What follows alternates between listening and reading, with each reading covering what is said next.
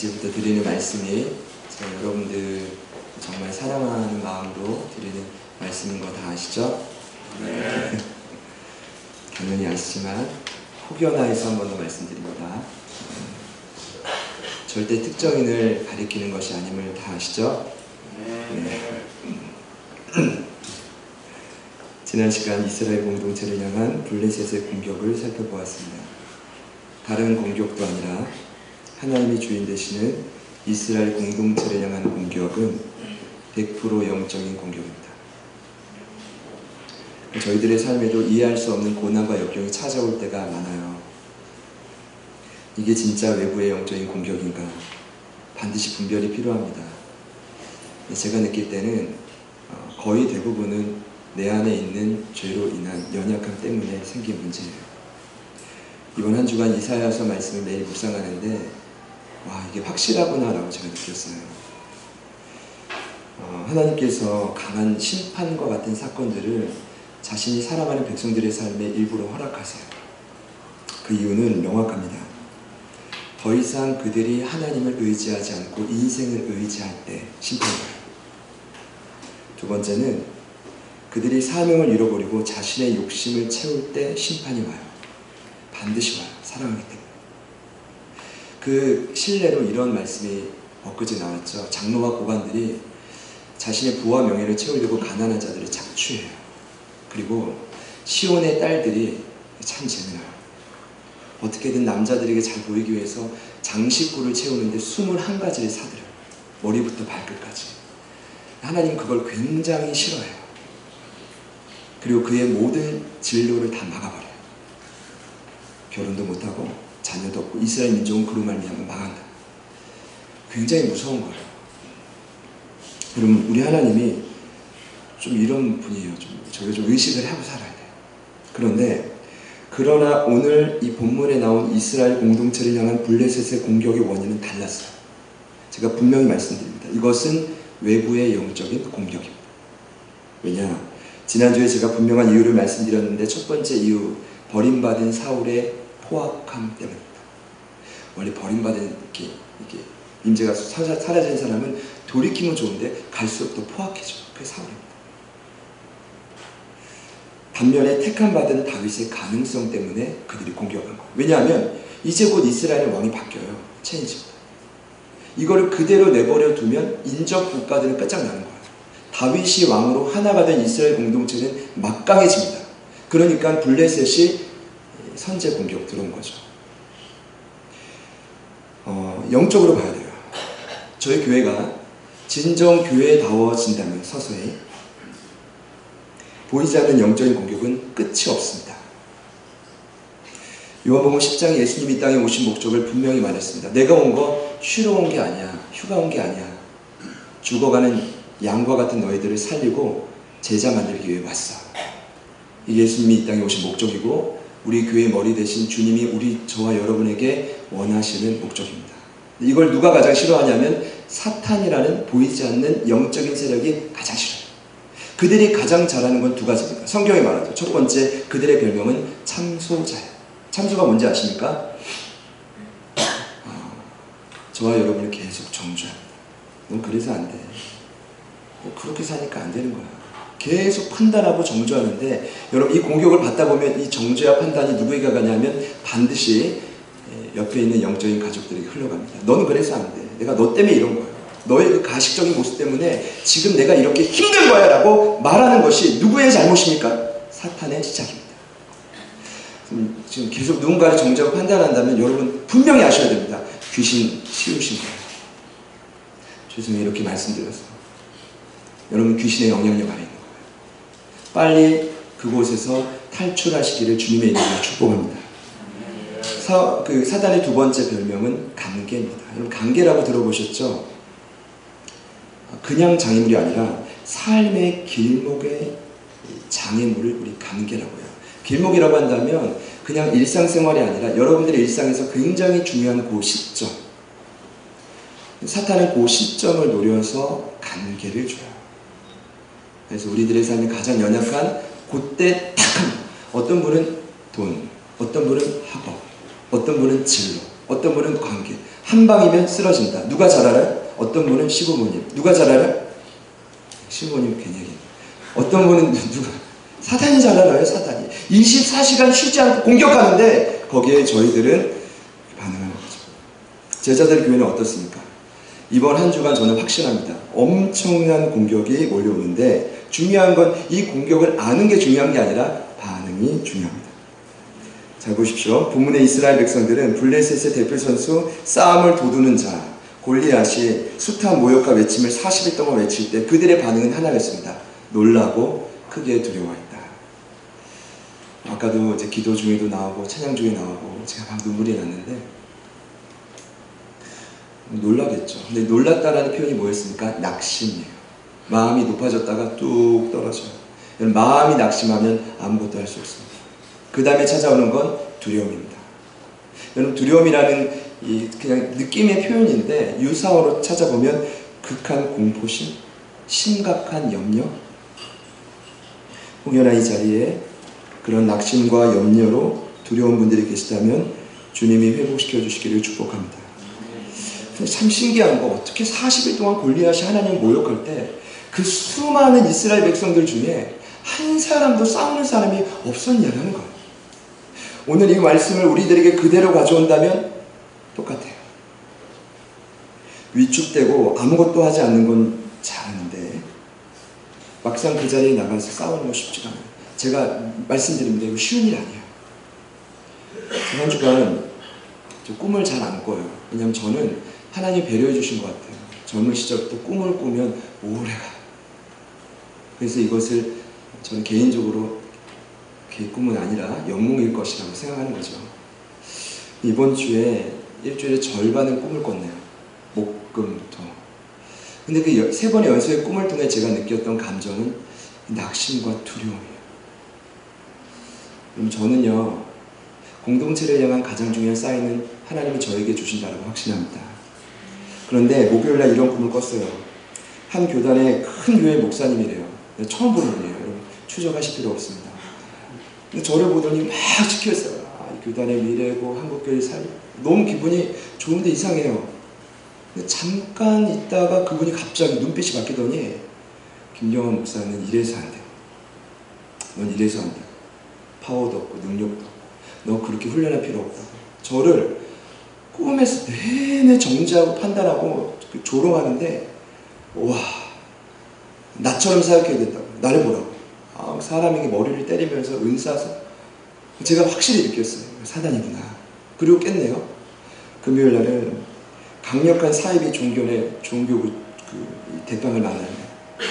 저는 보통 그런 분들을 만나면 부딪히려고 하지 않아요. 어차피 설득해도 좀처럼 돌이키지 못하거든요. 그래서 조용히 헤어졌는데 아니 십사분 이놈이 저희 제자들 교회 정말 사랑하는 핵심 멤버들을 꼬드겨서 끌어가려고 하는 거예요. 제가 이제 돌아가다가 이 봉고차를 돌려가지고 그 산 위에 올라가서 한판하고 내려갔어요. 눈물을 머금고 살려왔는데 마음이 좀 어려웠어요. 토요일 날 꿈은 치명적인 공격이 들어왔는데 이것은 제가 좀 너무 개인적인 일이라 노코멘트 하겠습니다. 개인적으로 물어보셔도 말씀드릴 수 없어요. 근데 중요한 건 제가 연속의 꿈을 꾸면서 이 3일 동안요 느꼈던 감정이 두려움이에요. 와, 마음이 힘이 든 거예요. 그런데 이때 제가 지난주에 했던 설교 제목이 생각났어요. 지금은 싸움 중. 같이 저를 따라해 봅시다. 지금은 싸움 중. 사실 다 말씀 못 드려요. 한 주간 이외에도 여러분 참 많은 일들이 있었어요. 저는 확신합니다. 여러분들에게도 참으로 많은 감정의 공격과 여러 일들이 있었을 것입니다. 그런데 중요한 사실은 이러한 영적인 공격이 공동체인 저희 가족들에게 있을 때 두려워하실 필요가 없습니다. 이것은 역으로 보자면 저와 여러분이 살아있다는 증거입니다. 이것이 기독교의 역설입니다. 사도 바울이 너무나 기대했고 칭찬했던 빌립보 교회를 향해 이렇게 말했습니다. 오직 너희는 그리스도의 복음에 합당하게 생활하라. 이는 내가 너희에게 가보나 떠나 있으나 너희가 한 마음으로 서서 한 뜻으로 복음의 신앙을 위하여 협력하는 것과 무슨 일에든지 대적하는 자들 때문에 두려워하지 아니하는 이 일을 듣고자 함이라. 이것이 그들에게는 멸망의 증거요 너희들에게는 구원의 증거라. 여러분, 복음에 합당한 생활을 하는 교회 반드시 영적인 공격이 있습니다. 그리고 그 영적인 공격의 현상은 분열입니다. 그래서 사도 바울이 말합니다. 어떻게든지 한 마음과 한 뜻으로 합해라. 그리고 그 공격이 들어왔을 때, 분열의 조짐이 보일 때 전혀 두려워할 필요가 없다. 이것은 사단에게는 멸망의 증거지만 저와 여러분에게는 기쁨의 소식입니다. 믿으시기를 축복합니다. 저는 이런 게 영적인 진단이라고 생각해요. 저희 교회를 향해 너무 감사한데 지금은 싸움 중.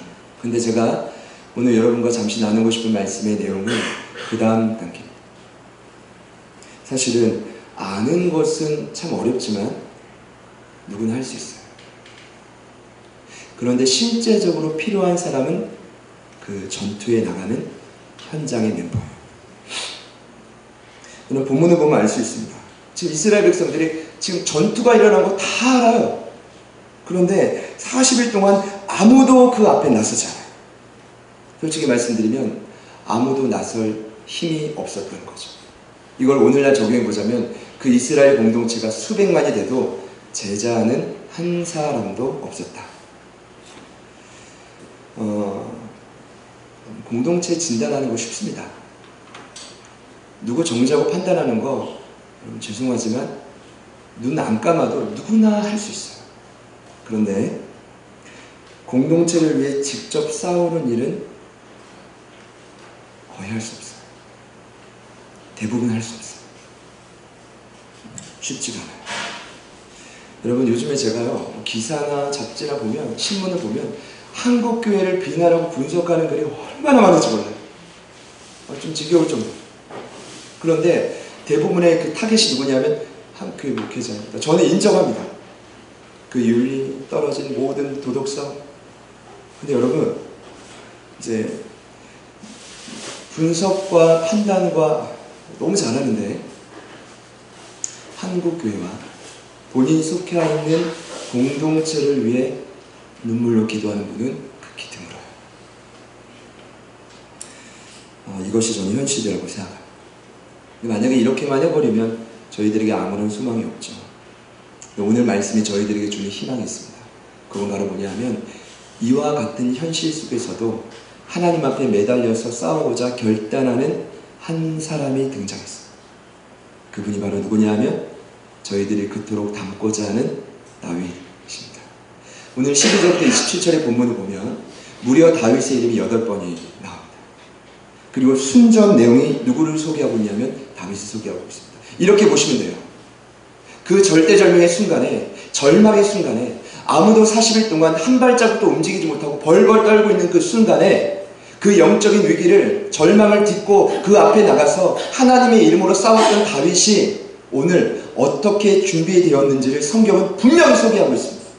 그러니까 오늘 이 본문을 보면 저와 여러분이 왜 전투에 나가지 못하는지 이유를 알게 돼요. 그런 은혜가 있기를 소망합니다. 반면에 오늘 이 소개를 통해서 저와 여러분이 어떻게 하면 전투에 한 발자국 가까이 나갈 수 있는가, 어떻게 하면 제자들 교회를 더 이상, 죄송해요, 쉽게 비난하고 누구를 쉽게 원망하고 쉽게 누구를 미워하는 것을 끝을 내고 이제는 나가서 이 영혼을 위해 눈물로 기도할 수 있는가를 오늘 말씀 보면 알 수 있죠. 저는 그 은혜가 저와 여러분에게 누려지기를 간절히 소망합니다. 만약에 이 단계로 넘어가지 못하면, 한 사람이라도 나오지 못하면 저희는 여기서 문을 닫는 거죠. 일단은 제가, 저와 여러분이 그렇게 되시기를 저는 간곡히 부탁드립니다. 옆에 있는 분들께 이렇게 축복합시다. 당신이 꼭 그 사람이 되기를.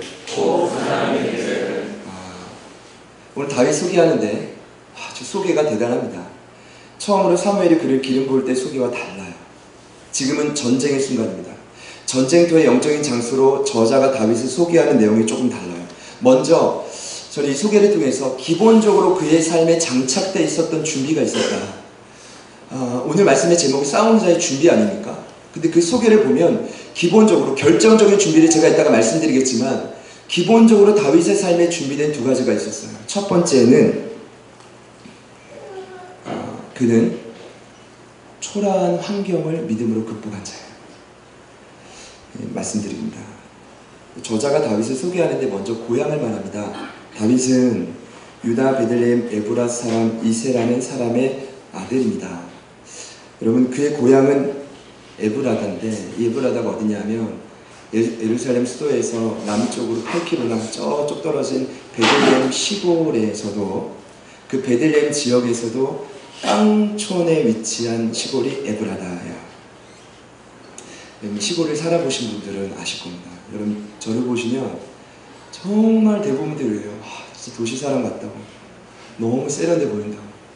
근데 이게 여러분 좀 놀라실 수 있지만 거의 인생의 절반 가까이를 시골에서 살았어요. 그 이상. 충격적이시죠? 그래서 아버님 목회하시기 때문에 시골 촌뜨기부터 엄청 때 많이 뿌렸어요. 개구리 잡아서 찢고 막 굽고. 지금 개구리를 봐도 막 이런데 그 사진이 증거가 남아있어요. 제가 시골에 살아보면 공통점이 있어요. 누릴 수 있는 게 상대적으로 박탈감을 느낄 정도로 적어요. 뭐 교육, 문화 할 것 없이 굉장히 떨어집니다. 뭐 건강해져요.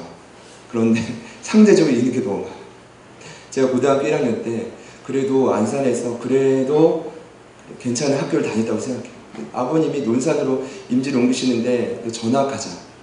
저희 형이 그 학교 2회였는데 형을 보니까 좀 불안하셨나 봐요. 눈물을 머금고 전학을 갔는데 아직도 생생해요. 그 기차를 타고 논산역에 내리는데 와, 여기서 어떻게 살지? 죄송해요. 제가 거기서 25년 토박이 저희 아내도 만났지만 사람 다 살기 마련이겠죠. 근데 생각하면 그래도 인천이 대도시가 얼마나 감사한지 몰라요.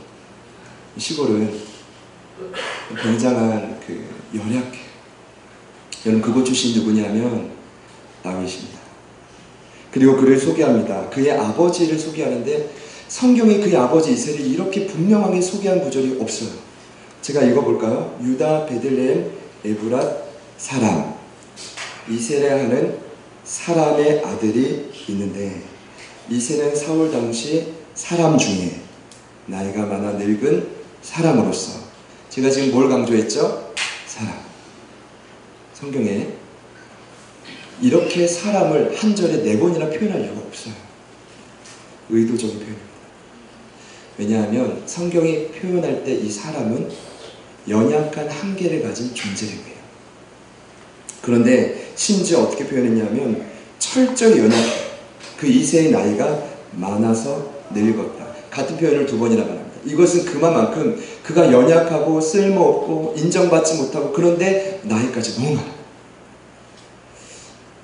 흔히들 부모는 자녀의 거울이라고 합니다. 여러분, 어떤 표현인지 아시죠? 다윗은 부모에게 얻을 떡고물이 아무것도 없었어요.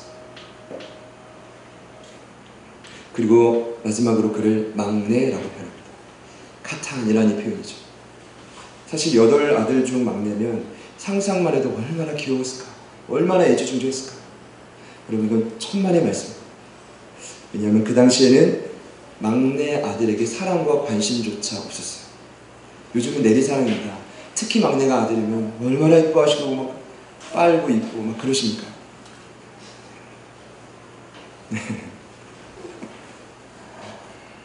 유명이가 5번 이불을 다 적셨어요. 침대 그 매트까지도. 너무 화가 났어요.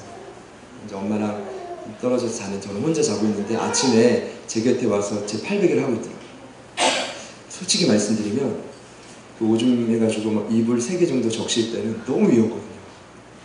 근데 그 아들이 제 팔베개를 하고 있는데 지금 뽀뽀를 얼마나 많이 했는지. 자녀를 향한 제 마음이 이렇게 살아있습니다. 미워하지 않아요. 당신은 내리사랑이 아닙니다. 위로사랑이라고 들어봤습니까? 장자가 최고예요. 여기 성경이 그것을 증거합니다. 첫째, 둘째, 셋째 이름이 쭉 나오죠. 그들을 이렇게 일컬어 말합니다. 장성한 세 사람. 이 말은 8 아들 중보다 키가 훨씬 크고 등치가 좋은 거예요. 여러분 한번 생각해 보십시오. 저도 아들이 2인데 제가 이제 한 60, 50kg 왔다 갔다 할 때 저희 형이 한 100kg를 고가 있습니다. 근데 제가 그때 느낀 게 있어요. 심은 대로 거두는 거예요. 몸집이 늘어나려면 많이 먹으면 돼요. 많이 먹고 영양분이 많이 가고 뭐 좋은 거 많이 먹잖아요. 팍팍 늘어납니다. 제가 생각할 때도 8아들 중에 수많은 에너지와 음식이 누구까지 가냐면 첫째 엘리야, 둘째 아비나답, 셋째 삼마, 넷째부터는 떨어지기 시작해요. 여러분 생각해봐요. 같은 유전자인데 같이 커야 되는 거 아닙니까? 근데 왜 다윗은 콩알만 하고 왜 엘리압은 기후가 이만합니까? 여러분 먹는 것을 조금 주잖아요. 거기서 엄청난 상처가 생겨요. 차별과 구별은 거기서부터 시작되는 거죠. 죄송하지만 이 같은 초라한 환경을 누가 맞이했냐면 다윗이 맞이했습니다. 성경이 왜 이 다윗의 배경을 이렇게 다시 소개할까요? 이것이 그의 첫 번째 준비된 배경이었습니다. 그것은 바로 뭐냐면 초라한 환경을 믿음으로 극복한 사람이 누구예요? 다윗입니다. 다윗을 보면 더 이상 저와 여러분이 원망하고 불평할 이유가 아무것도 없습니다. 죄송하지만 더 이상 핑계댈 수가 없습니다. 저와 여러분이 오늘 이 땅에서 넘어지는 이유는 환경 때문이 아닙니다. 부모님 때문 아니에요. 부족한 자식 때문 아닙니다. 교육 시간이 부족해서 아닙니다. 오늘 저와 여러분이 넘어지는 이유는 믿음이 없기 때문입니다. 하나님이 저는 이렇게 기도합니다. 하나님 믿음 주십시오. 그래서 저희 성도들이 더 이상 핑계치 말고 이 환경을 다윗처럼 극복할 수 있도록 은혜를 베풀어 주십시오. 다윗이 환경에 의지한 거 아무것도 없었어요. 대신 하나님의 사랑을 경험하면서 그 환경을 초월하기 시작했습니다. 이 역사가 여러분들에게 경험되기를 소망합니다. 두 번째 그가 준비됐던 이 기본 모습이 바로 그의 성실함입니다. 제가 말씀을 보면서 너무 도전이 됐어요. 15절부터 22절을 보니까 저자가 이것을 명확하게 설명하고 있어요. 여러분 성실함이란 꾸준함입니다. 늘 그 자리에 있는 것. 같은 표현으로 이런 단어가 있습니다. 신실하다. 또 이 의미를 적용해 보자면 이런 의미죠. 견고함, 확고부동함. 제가 다윗을 보니까 참 변함이 없어 사람. 늘 그 자리. 흔들림이 없어. 지금 여러분 40일 동안 골리앗이 이스라엘을 죽이겠다고 고함치고 모욕하는 전쟁터 아닙니까?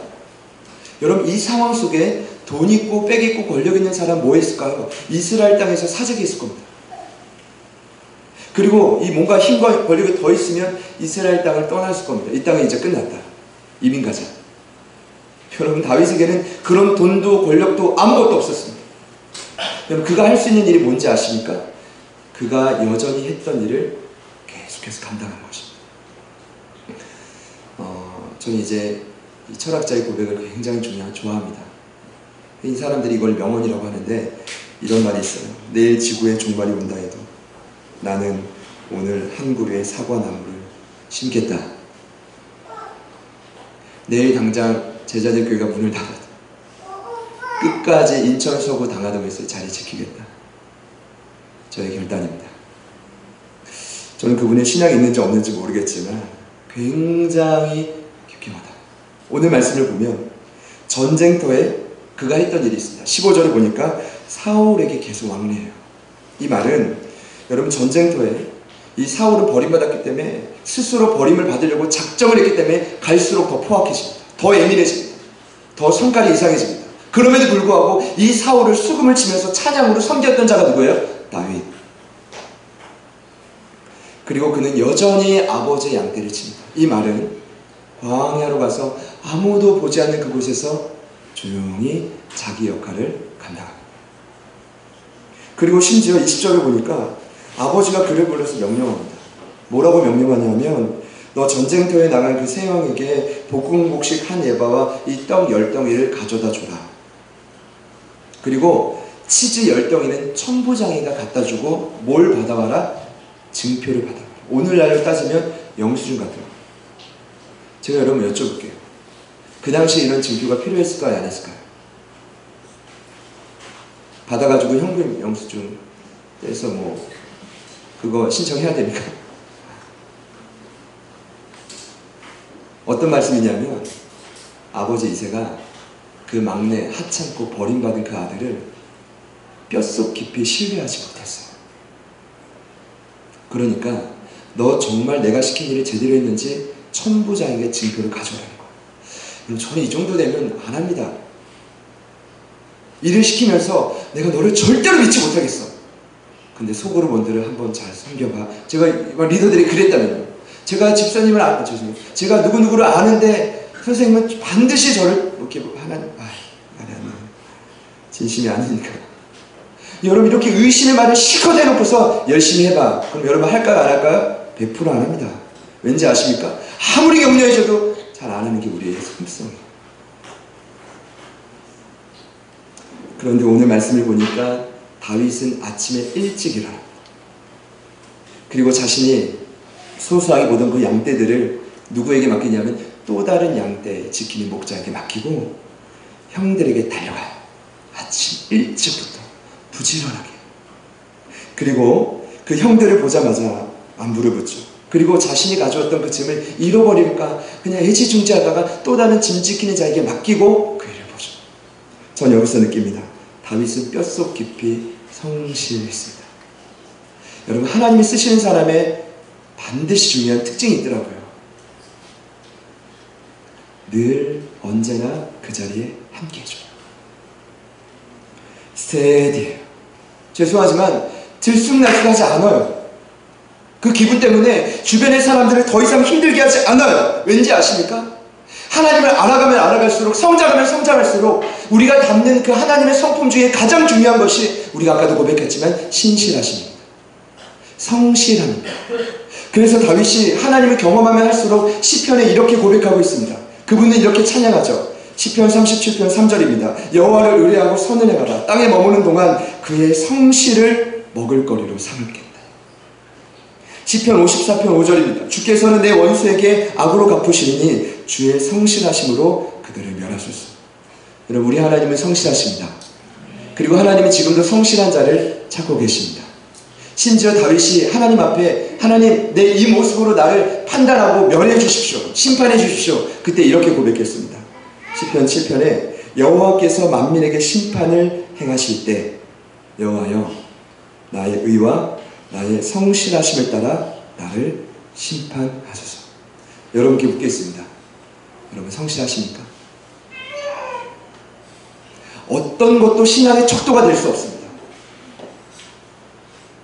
진정으로 성숙한 싸우는 자의 기본은 성실합니다. 이것이 그가 전쟁에 나가기 전 이미 준비됐던 기본적인 준비였습니다. 죄송하지만 저는 이 말에 전적으로 동의합니다. 은혜가 있으면 다 할 수 있습니다. 여러분 아멘이시죠? 믿으시는 분들 아멘 해보시죠. 이 말 조금만 해석하면 이렇게 됩니다. 은혜가 있으면 이 자리에 없는 분들 외에도 누구나 다 할 수 있는 아멘이십니까?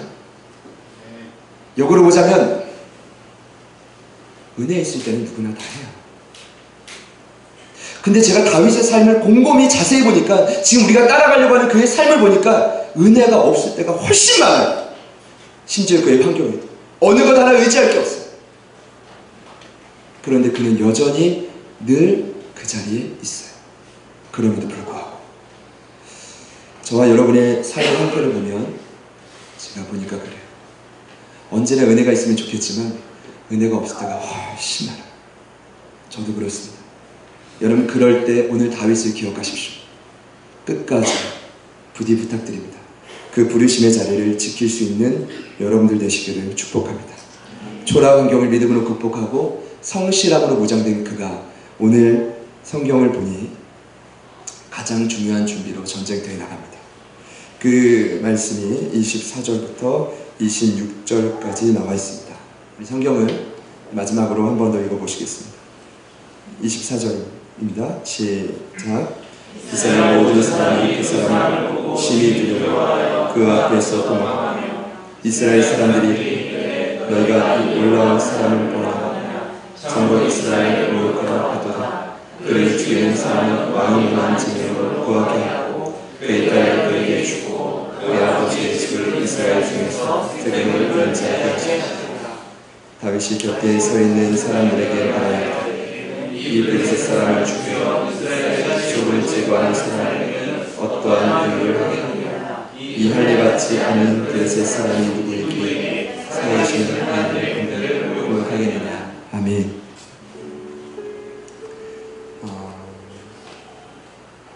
일단은 싸움에 나가려면 오늘 말씀을 보니 가장 중요한 준비가 있습니다.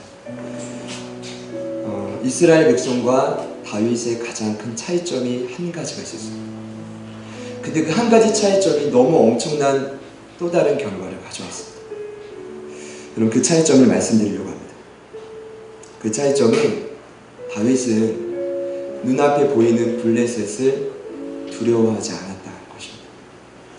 그 대표 선수 골리앗을 두려워하지 않았습니다. 극명하게 나눠주죠. 이스라엘 백성들, 사울, 그의 세 형, 모든 군사들이 이 골리앗을 보고 심각하게 두려워할 때 오늘 말씀에 나오죠. 다윗은 도리어 의분을 느낍니다. 분노합니다. 그러면서 이렇게 표현합니다. 이 할례 받지 못한, 이 표현을 쉬운 성경 보면 이 벌레 같은 이 블레셋 군인이 어찌 살아계신 하나님을 모욕하는데 가만히 있냐. 더 정확히 말씀드리면 다윗에게 가장 준비된 그 모습은 다름이 아니라 눈앞에 보이는 문제가 두렵지 않아요. 그것이 더 이상 내 삶에 영향을 끼치지 못해요. 그가 두려운 것은 오늘 그 블레셋 군대에게 모욕을 당하고 있는 살아계신 하나님이에요. 제가 만약에 장군인데 적군이 저를 막 모욕할 때 힘도 없는 그 어린 사람이 앞에 나가서 왜 우리 장군을 모욕하냐고 같이 대신 싸워주면 그 싸움에 지더라도 제 모든 걸 다 주고 싶을 거예요. 다윗은 비교합니다. 이스라엘과 골리앗이 아니라 하나님 대 골리앗을 보니까 골리앗은 아무것도 아닌 거예요.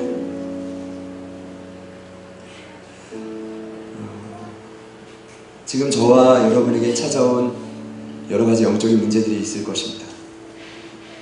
이해할 수 없는 고난과 역경들이 많겠죠. 저는 많아요. 근데 제가 이 말씀을 묵상하면서 한 번 보고, 세 번 보고, 5번 보고, 10번 보고, 수십 번을 보는데 갑자기 성광처럼 빛이 하나 들어와요.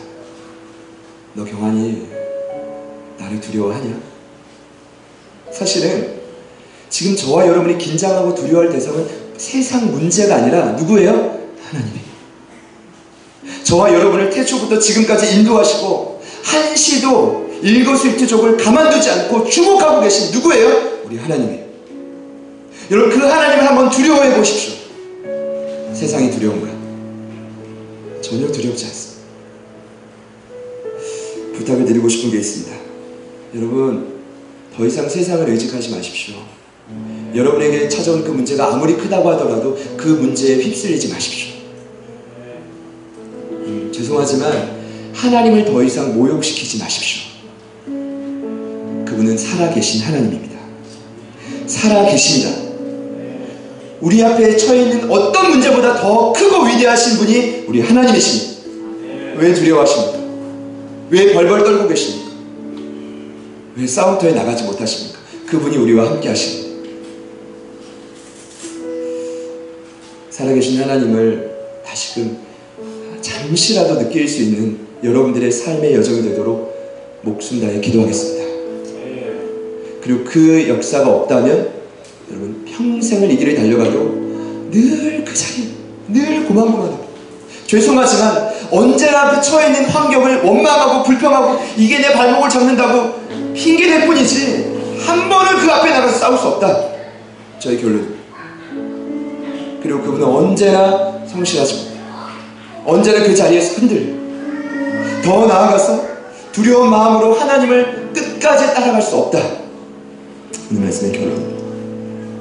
저와 여러분에게 쩌란 바람이 있다면 그 살아계신 하나님의 그 마음을 다시금 느낄 수 있는 은혜가 있기를 소망합니다. 그 하나님을 경험한다면, 그 하나님을 의지한다면 더 이상 내 눈앞에 있는 문제가 커 보이지 않습니다.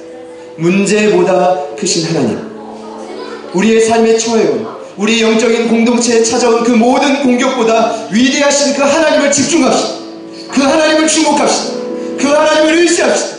그 하나님을 신뢰합시다. 어떤 것도 우리를 공격할 수 없습니다. 어떤 것도 우리를 넘어뜨릴 수 없습니다. 그 하나님을 다시금 주목할 때 우리에게는 승리만 있을 뿐입니다. 우리 그 마음으로, 결단하시는 마음으로 그 말씀을 기억하고 이 찬양 함께 고백하시겠습니다.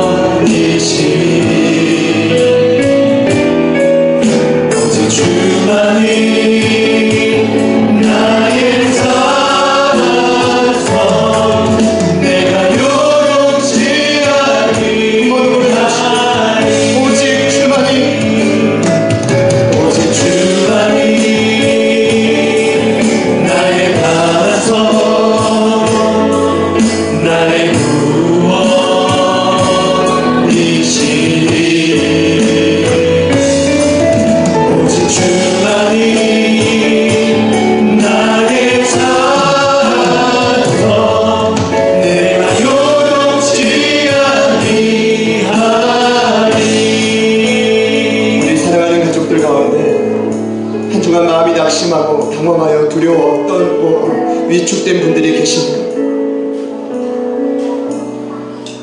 싸움에 나가기는커녕 내 모든 삶을 내려놓고 주님 앞에 빨리 부름받고 싶었던 분들이 계십니까?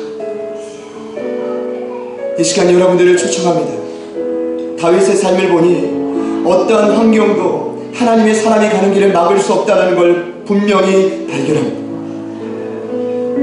그리고 그의 성실한 모습을 통해 오늘 저와 여러분이 어떻게 이 싸움을 준비하고 나아가야 될지 성경은 명확하게 가르쳐주고 있습니다. 지금은 싸움 중입니다. 더 이상 낙심하고 두려워 떨고 위축되어서는 안 됩니다. 우리에게 찾아온 그 어떤 문제보다 크고 위대하신 그 하나님을 두려워하십시오. 그 하나님을 바라보십시오. 그 하나님을 의지하십시오. 하나님은 반드시 우리에게 세임과 능력을 주셔서 그 모든 문제를 뛰어넘어 승리를 주실 것을 확신합니다. 이 시간 합심하여 기도하실 때 아버지 하나님, 문제보다 크신 하나님, 내 어떤 찾아온 역경과 고난보다 크신 하나님, 그 하나님을 다시금 바라보니 나의 믿음을 회복시켜 주시옵소서. 나의 성실하지 못한 모습, 하나님 그 환경에 눌려